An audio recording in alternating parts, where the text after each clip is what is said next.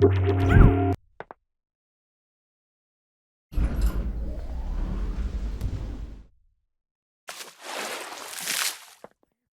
take a look here at intensities and luminosities. This is all something very important for, of course, getting good and accurate lighting in your scene, and of course knowing how to use lights and luminosity properly and correctly. First, let's just deal with the basics, shall we? So we've got an intensity controller here for our light. You know, you turn it up, it gets brighter, turn it down, it gets dimmer. Nice and simple. Of course, we also have something else, which is the light color here. At the minute, that's set to white. But if I take it and I set it to, say, 50% grey here, then I get, of course, darkened lighting. And just like with diffuse, this is equivalent to if the light were pure white and had 50% intensity. We think, of course, as white as being 1. So the first thing to remember is that your intensity is multiplied by your colour. So it can either be 1 times, for instance, a half, or it can be 1 times a half here. You get the same result. The next thing that's important to take note of is the units used in our light intensity, which is LX or lux. The two most common methods for measuring illumination are lux or lumens. There are others such as candelas, but the important ones for us here is lux and lumen. Lux is generally the most natural in a physical sort of sense, and that is what is used here. And what it does is bring us on to certain things. For instance, let's get an area light here.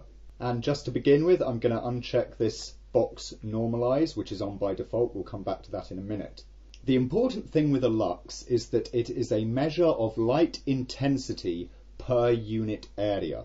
Now in other lights, you know, like our distant, we think of this as the amount of light falling per unit area of space on, you know, the geometry here. When it comes to lights that themselves have a surface area, such as area lights, or spherical lights, or linear lights, these are, you know, three-dimensional objects, they have a surface area.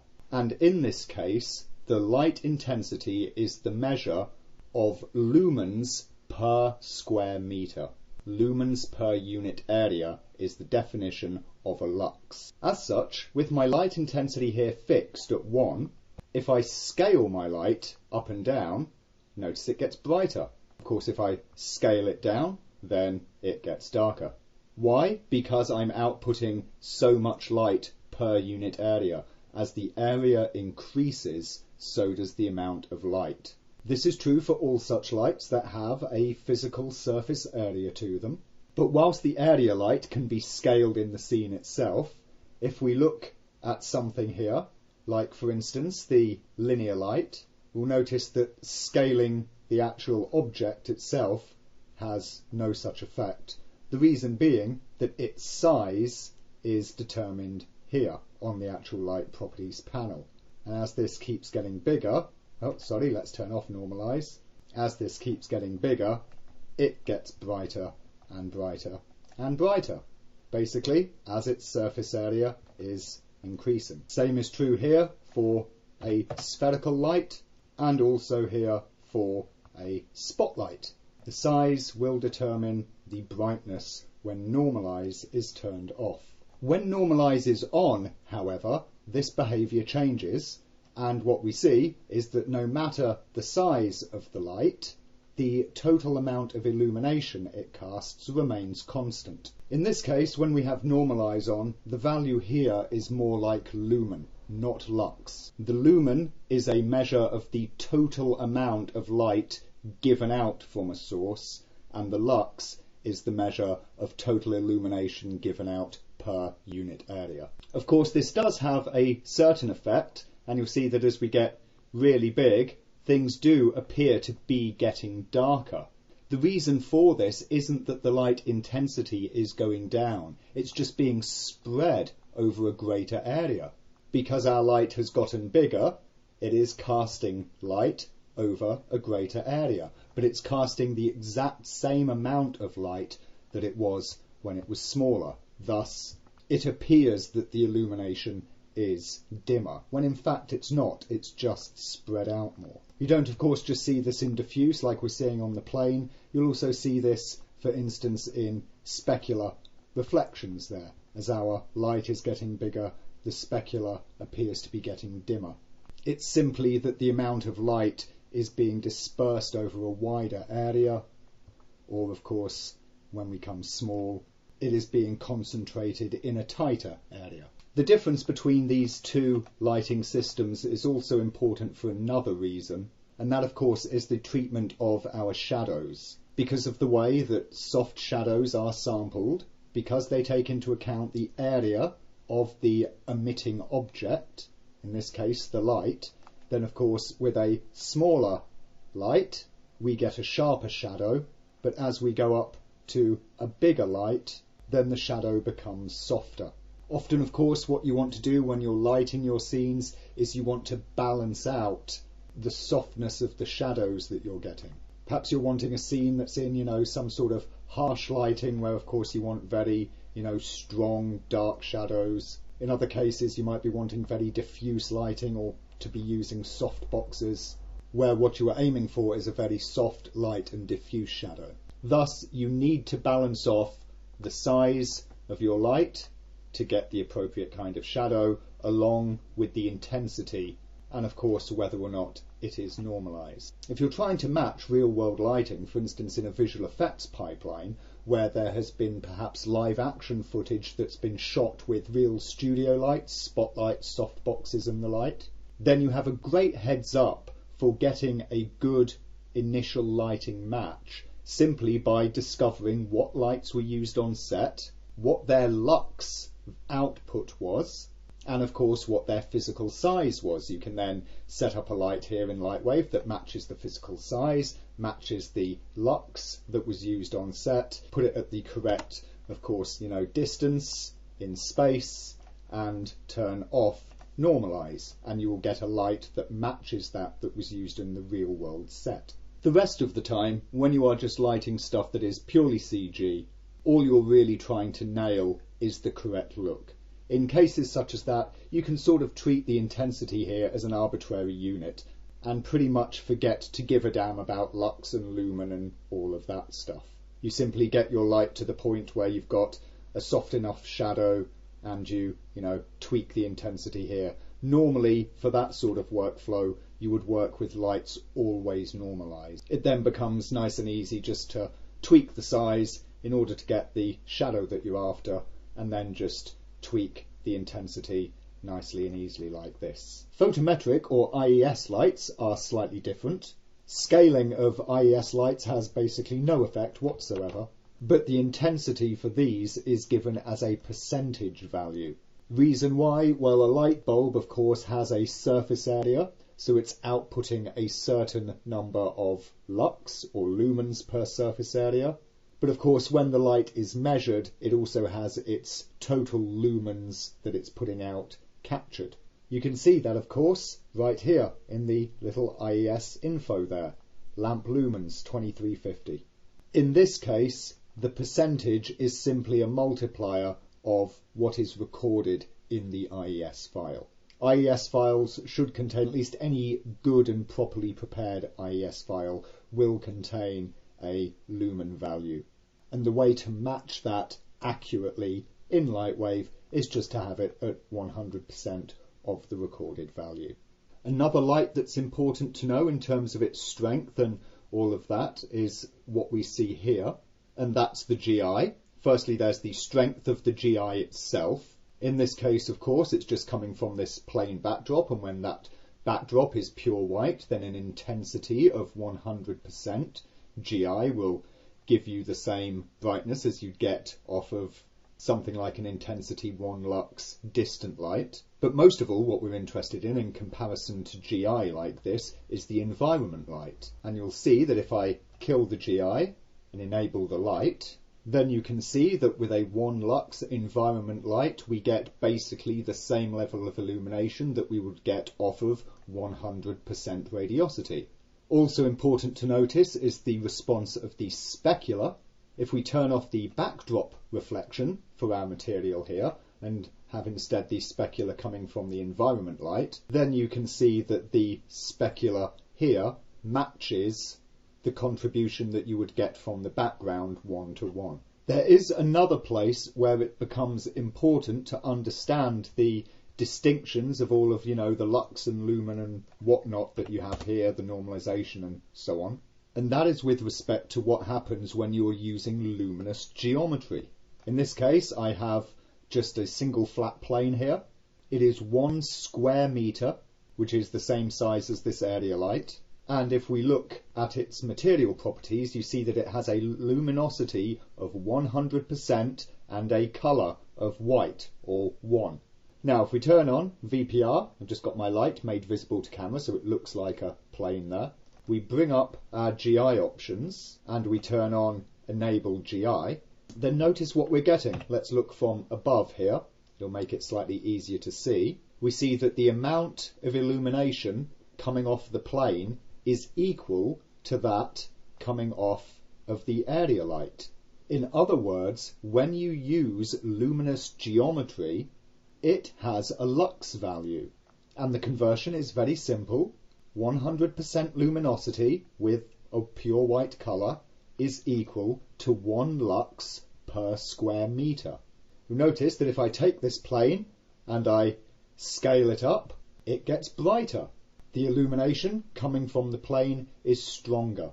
The important thing to note, of course, is that there is no normalize option. Luminous geometry at 100% will always be the equivalent of 1 lumen per square metre, or 1 lux. We'll also see along with that, and this is easy to see if I turn off interpolated GI and increase the rays somewhat here, that the same deal with shadows apply. So when I've got a small area of luminous geometry like that, it casts a shadow of 1 level of softness, and as we increase it in size, the shadow cast by it becomes ever softer, exactly the same as an area light would.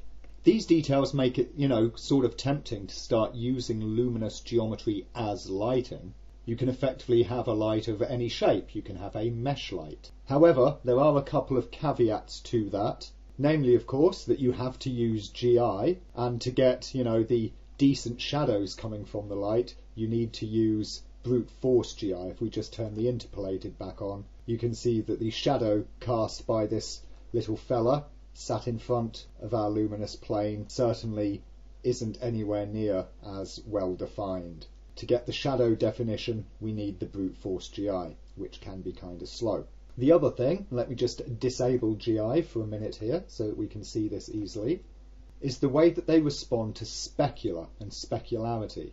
Real lights can be sampled directly by specularity. They can be importance sampled. Luminous geometry cannot. So let me come to my plane surface. I'm going to turn the diffuse down to 0 just so as we don't see that. And I'm going to put the specular up to 100. Let's start out with a glossiness of 100, shall we? And what we see is broadly, the same sort of result here.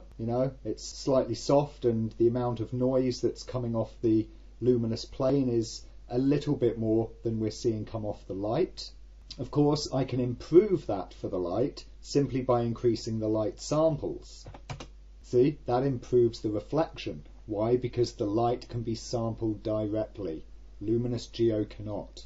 As, however, the reflection becomes rougher, let's go down to 50%. Notice what's happening with my luminous geometry here.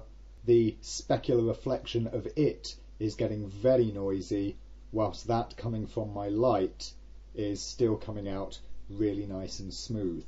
Notice here that I do, of course, have currently in my scene only the one reflection sample. So that's something that must be kept in mind as well. Of course, let us not forget, since we're talking about luminous geometry and lights, that we do, of course, have the primitive light available, which gives even less reason for us to bother using luminous geometry at all, or at least it gives us less reason to use luminous geometry to cast actual light into the scene. You can see that just like the area light and luminous plane example, the same thing is true here with the luminous geo. On our textured Buddha mesh, you can see the reflection here on this tabletop, and it's fairly noisy there. But if we're using the actual primitive light instead, then of course, because we've got the light sampling that we can change here, then we're able to get a much smoother render, without, of course, having to increase the reflection samples, which will become important when we see how to do all of the different sampling in a later video. Once you've got a handle of the sampling, you'll also see, as we talked about in the previous light video, how you can toggle away the unseen by this, that or the other, or turn off the, the light, specular or whatnot from rendering.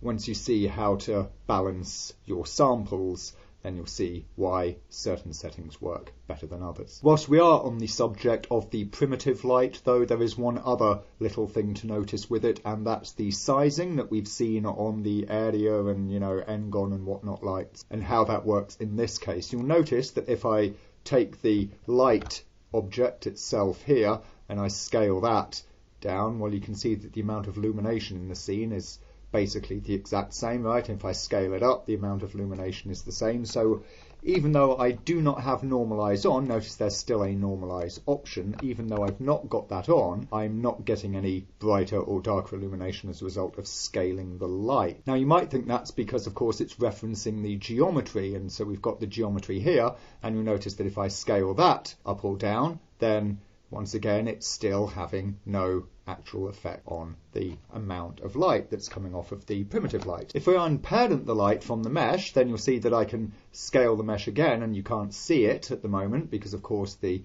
mesh is not rendering. Let's just have a look at it in the wireframe. You can see that the mesh has indeed scaled, but the light is not respecting that. It's treating the mesh as it were when it were at its base scale.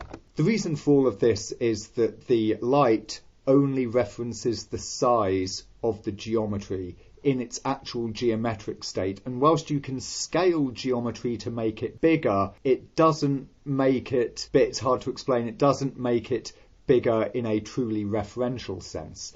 The way to do that is to displace the geometry into larger or smaller sizes. So you'll notice that we've got this bone here, which is, of course, in the statue. Of course, a bone is a displacement. You'll notice that if I scale this bone to make the object become smaller, then the light becomes smaller with it, and now it's much darker. And if we scale this bone way up, of course, normalize off, you'll see that that is causing the light area to increase. The surface area of the mesh is increasing, and thus the amount of light is increasing. When you scale the mesh directly, it does make the mesh bigger, but it doesn't change its referenced surface area. The only way to change that is to change the actual size of the mesh itself in Modeler, or to displace it. The other place where we have a similarity and a divergence between luminous geometry and lights is in the intensity fall-off here. Naturally, in the real world, light falls off in accordance with the inverse square law. So inverse square, the inverse of the distance. Basically, the total amount of light divided by the distance squared is how much light you see at a given distant point. You'll notice, of course, that, certain light types like distant light and also environment light have no fall-off properties, fall-off options. The reason being that light from these lights is intended as if it comes from an infinite distance away. For instance, we often use distant light to simulate the sun, or at least the sun as we experience it here on Earth. The light from the sun is falling off as you get further away from the sun. It gets dimmer and dimmer and dimmer.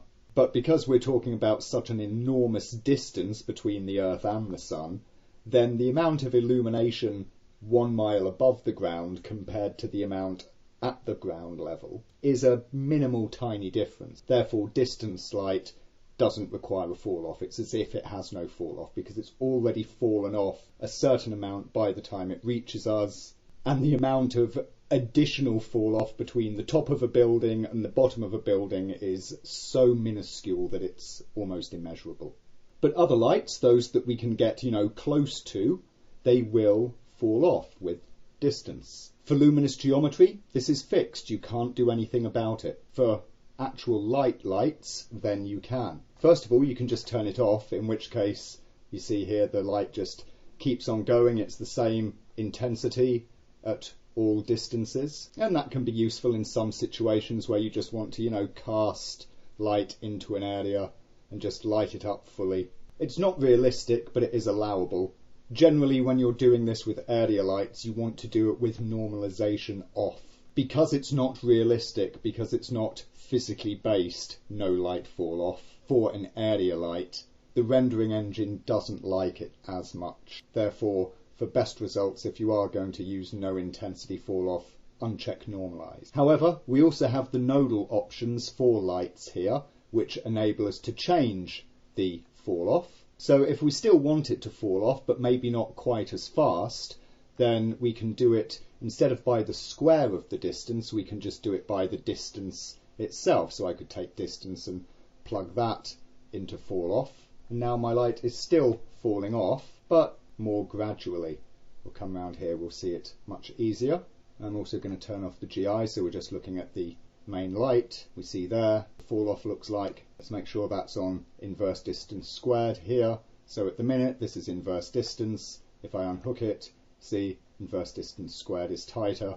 We could perhaps make it tighter still. Let's get a power node, plug the distance in. Well, if the power were 2, then of course that's still just distance squared.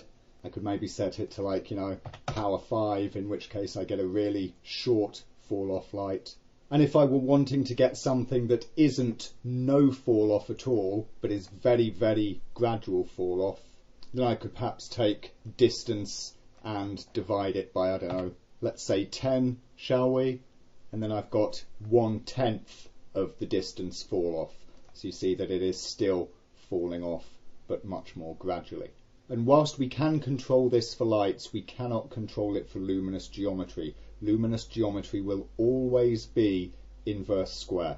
Last little note, you'll notice that the light shader here also has a colour. I'll just mention that now rather than doing another video on it since we're here. Basically, we can control the colour at a certain point. So for instance, I could take the direction that the light is going in.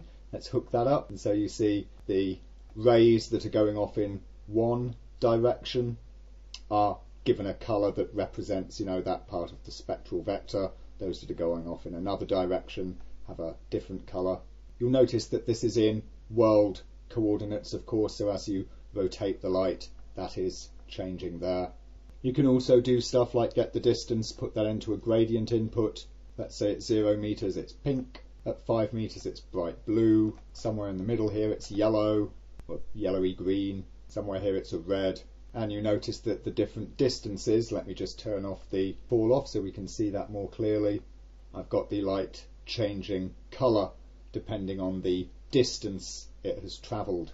Again, something you can only do with lights, not with luminous geometry. And again, something to do with the intensity, because of course the value is not 1, then obviously that changes, the amount of light.